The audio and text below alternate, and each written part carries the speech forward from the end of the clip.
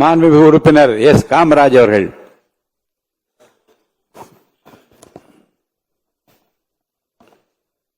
மாண்புமிகு பேரவைத் தலைவர் அவர்களே, மாண்புமிகு முதலமைச்சர் அவர்களே, மாண்புமிகு அமைச்சர் பெருமக்களே, மாண்புமிகு சட்டமன்ற உறுப்பினர்களே, உங்கள் அனைவருக்கும் காலை வணக்கத்தை தெரிவித்துக் கொள்கிறேன்.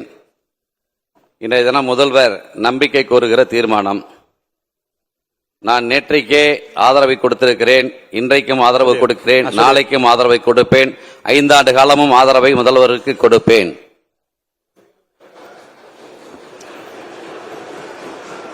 மாபெரும் சபைதனில் நீ நடந்தால் உனக்கு மாலைகள் விழ வேண்டும். புரட்சித் தலைவர் எம்ஜிஆர் அரசியலுக்கு வந்து 1953ஆம் ஆண்டு அடுத்த 19 ஆண்டுகள் உறுப்பினர். அடுத்த வரையும் சொல்லுங்க. மாற்று குறையாத மன்னவன் என்று போற்றி புகழ வேண்டும். அவர் இருப்பார். போற்றி புகழ வேண்டும். புரட்சித் தலைவர் எம்ஜிஆர் 1953ஆம் ஆண்டு அரசியலுக்கு வந்தார். 19 ஆண்டுகள் பணியாற்றி புதிய இயக்கம் கண்டு 5 ஆண்டு காலத்தில் முதலமைச்சராக பொறுப்பேற்றார். புரட்சி தலைவி அம்மா அவர்கள் 1982இல் அரசியலில் பங்கேற்று 9 ஆண்டு காலத்திற்கு பின்னால் முதலமைச்சராக பதவியேற்றார். நம்முடைய முதல்வர் அவர்கள் 2 ஆண்டு காலத்தில் புதிய இயக்கத்தை கண்டு 2 ஆண்டுகளில் தமிழகத்தினுடைய மாபெரும் இளைஞர் சக்தியோடு இந்த நாட்டினுடைய முதலமைச்சராக இன்றைக்கு மாபெரும் சபையில் அவர் நடந்து கொண்டிருக்கிறார். இந்த வைர வரிகளுக்கு நம்முடைய முதலமைச்சர் அவர்கள்தான் இன்றைக்கு பொருத்தமானவர் என்பதை இந்த நேரத்தில் நான் தெரிவித்துக் கொள்ள கடமைப்பட்டிருக்கிறேன். இந்த பூவுலகத்தில் அரசியலை நாடி சென்றவர்கள் ஏராளம். இந்த பூவுலகத்தில் அரசியலை நாடி செல்பவர்கள் 1000 பேர். ஆனால் அரசியலும் அரசும் ஒருவரை நாடி வந்திருக்கிறது என்றால், ஒருவரை தேடி சென்றிருக்கிறது என்றால் அவர்தான், அப்படிப்பட்ட அவதார தலைவர் தான் நம்முடைய முதலமைச்சர் என்பதை இந்த நேரத்தில் நான் தெரிவித்துக் கொள்ள கடமைப்பட்டிருக்கிறேன். நான் நேற்றைக்கு ஆதரித்து, இன்றைக்கு ஆதரித்து, நாளைக்கும் ஆதரிக்கிற காரணத்தினால் என்னை ஒரு இயக்கத்திலிருந்து நீக்கினார்கள். தமிழ்நாட்டு மக்களை காப்பாற்ற இருக்கிற நம்முடைய முதலமைச்சர், தமிழ்நாட்டு மக்களை பாதுகாக்க இருக்கிற நம்முடைய முதலமைச்சர் என்னை மட்டும் காப்பாற்றாமல் விட்டு விடுவாரா, என்னை மட்டும் ஆதரிக்காமல் விட்டு விடுவாரா என்கிற என்னுடைய நோக்கத்தை இந்த நேரத்தில் நான் தெரிவித்துக் கொள்ள கடமைப்பட்டிருக்கிறேன். நம்முடைய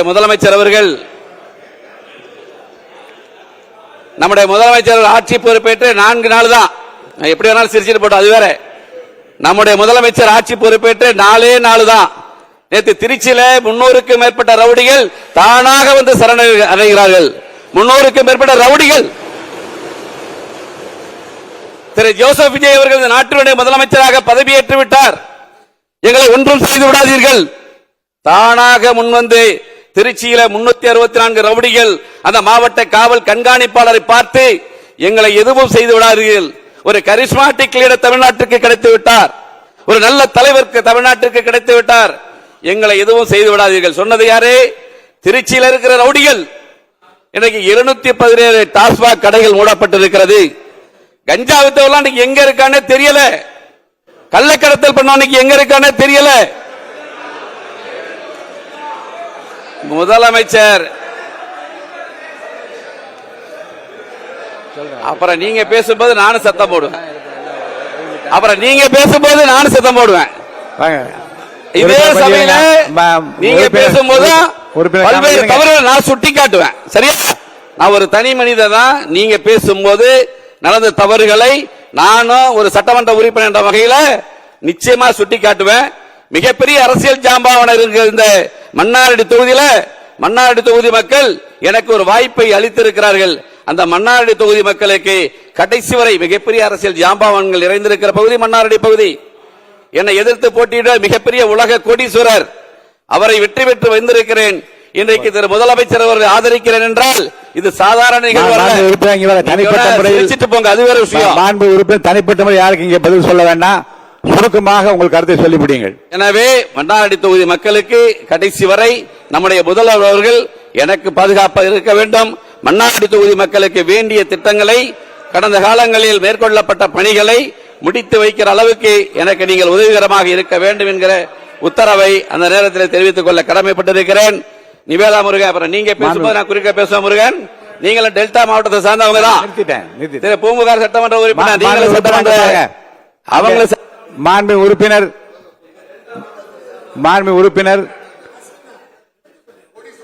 உறுப்பினர்களுக்கு நீங்க பதில் சொல்ல வேண்டாம்.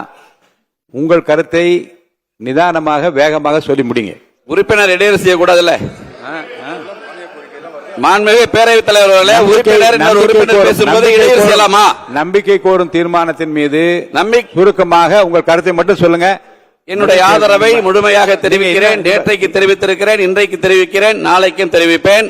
ஆனால் ஒரு உறுப்பினர் பேசும்போது எங்களுடைய டெல்டா மாவட்டத்தை சேர்ந்தவரே பேசும்போது நாளைக்கு அவர் பேசும்போது நானும் கூடுதலா பேசுவேன். அதற்கு நீங்க பேரவைத் தலைவர் அனுமதிக்கணும். ஏன்னா டெல்டா மாவட்டத்தை உங்களையும் இப்ப அனுமதிக்க முடியாது, அப்படி பேசுவதற்கு அவர்களையும் அனுமதிக்க முடியாது. சுருக்கமா ஏந்திரிக்க கூடாது. சுருக்கமா முடிங்க. மாவட்டத்துக்காரர் தான், அப்ப ஏந்திரிச்சு பேசக்கூடாது. எனவே சுருக்கமா முடிங்க. நம்முடைய முதல்வர் அவர்கள் ஆட்சி நல்லாட்சி. ரவுடிகள் ஒழிக்கப்பட்டு விட்டது, கட்ட பஞ்சாயத்து ஒழிக்கப்பட்டு விட்டது, கஞ்சா போதைப் பொருள் ஒழிக்கப்பட்டு விட்டது. நம்முடைய முதல்வருக்கு என்னுடைய ஆதரவை தெரிவிக்கிறேன். வாழ்க வாழ்க நம்முடைய முதல்வர்கள். நன்றி, வணக்கம்.